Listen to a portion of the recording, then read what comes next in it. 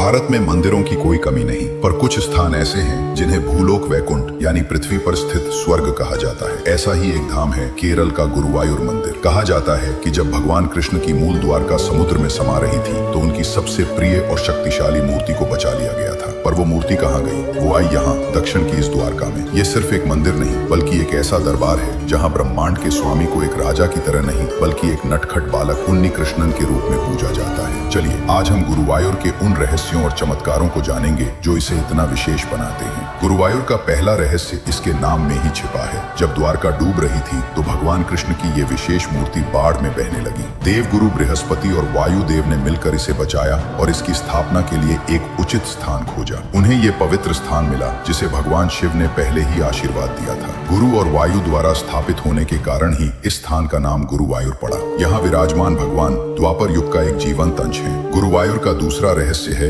यहाँ की पूजा पद्धति। यहाँ भगवान को एक मूर्ति नहीं बल्कि एक जीवित सांस लेते हुए बालक के रूप में माना जाता है। उन्हें सुबह 3 बजे निर्मालयम दर्शन के साथ जगाया जाता है। उन्हें स्नान कराया जाता है, सुंदर वस्त्र और आभूषण पहनाए जाते हैं। दिन में कई बार भोग लगाया जाता है और रात में लोरी गाकर सुलाया जाता है। ये कठोर और अटूट दिनचर्या सदियों से चली आ रही है और भक्तों का मानना है कि इसी सेवा के कारण भगवान की उपस्थिति यहाँ हर पल महसूस होती है। ये मूर्ति किसी आम पत्थर या धातु से नहीं बनी है। इसे पाताल अंजनम नामक एक अत्यंत दुर्लभ और रहस्यमयी पदार्थ से बनाया गया है। माना जाता है कि इस पदार्थ में असाधारण दैवीय और औषधीय गुण है। हर दिन मूर्ति पर जो चंदन का लेप किया जाता है वो इन गुणों को सोख लेता है। ये चंदन जब भक्तों को प्रसाद के रूप में दिया जाता है तो ये किसी दवा से कम नहीं होता। अनगिनत लोगों ने असाध्य रोगों से मुक्ति पाने के अनुभव साझा किए हैं। यहाँ आस्था ही सबसे बड़ी औषधि है। गुरुवायूर का चौथा रहस्य हमें सिखाता है कि भक्ति सिर्फ इंसानों तक सीमित नहीं है। यहाँ के हाथियों को गजराज कहा जाता है और वे भगवान के सेवक माने जाते हैं। इनमें सबसे प्रसिद्ध थे गुरुवायूर केसवन। उसकी भक्ति की कहानियां आज भी सुनाई जाती हैं। कहते हैं कि उसने कभी भगवान की मूर्ति के अलावा किसी को अपनी पीठ पर नहीं बिठाया और उसकी मृत्यु भी एक चमत्कार थी। गुरुवायूर एकादशी के पवित्र दिन उसने मंदिर के सामने अपना सिर झुकाया, सूंड से अंतिम प्रणाम किया और अपने प्राण त्याग दिए। ये एक जानवर की मृत्यु नहीं,